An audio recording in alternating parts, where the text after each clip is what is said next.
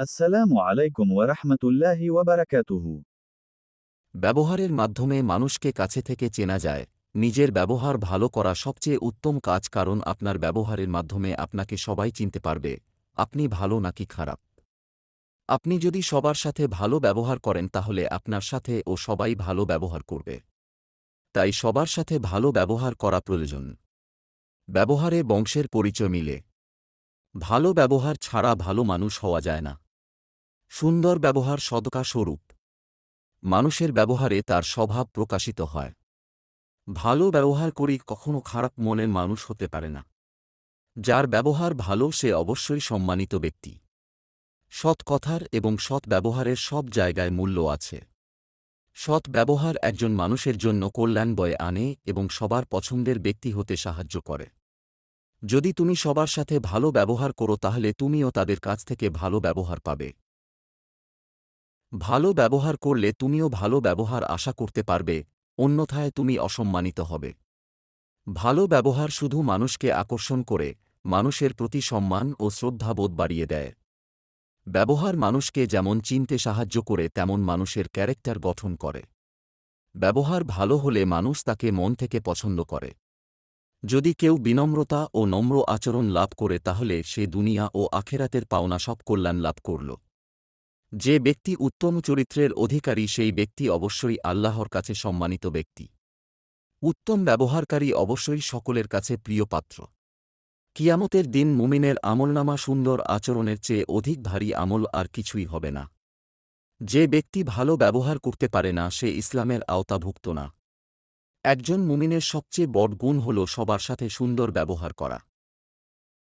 মুমিনের প্রকৃত গুণ হল সৎ ব্যবহার ও কটু কথা থেকে বিরত থাকা। ভালো ব্যবহার করার মাধ্যমে সবার মন জয় করা যায়।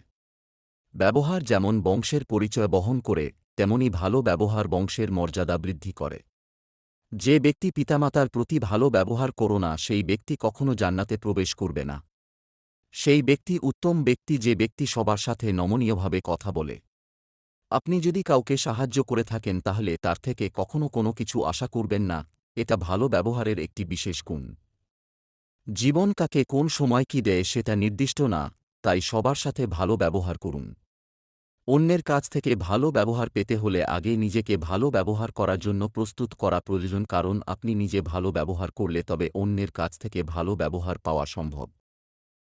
জীবনে নতুন কিছু সৃষ্টি করতে হলে তাহলে ভালো কিছু দিয়ে শুরু করতে হবে, আর এই চেষ্টার লক্ষ্যে সবার সাথে ভালো ব্যবহার করতে হবে।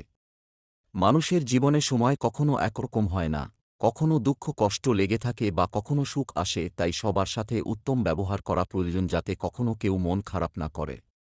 আমাদের ব্যবহার দ্বারাই আমাদের ভালোমন্দ বিচার করা হয়, তাই সুন্দর ও উত্তম ব্যবহার করা আমাদের জন্য বাঞ্ছনীয়।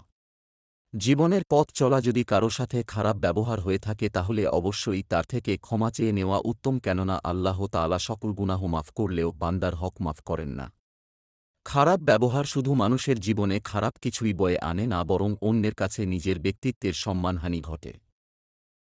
সেই ব্যক্তি সবচেয়ে নিকৃষ্ট যে ব্যক্তি সবার সাথে খারাপ ব্যবহার করে এবং এতিমদের সাথে দুর্ব্যবহার করে। খারাপ ব্যবহার করলে যেমন নিজের সম্মানহানি হয়, তেমনি পিতামাতার প্রতি বিভিন্ন রকম অসম্মানজনক প্রশ্ন জুড়ে দেয়।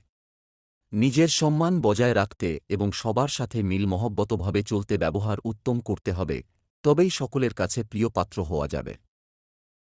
Don't forget. Like.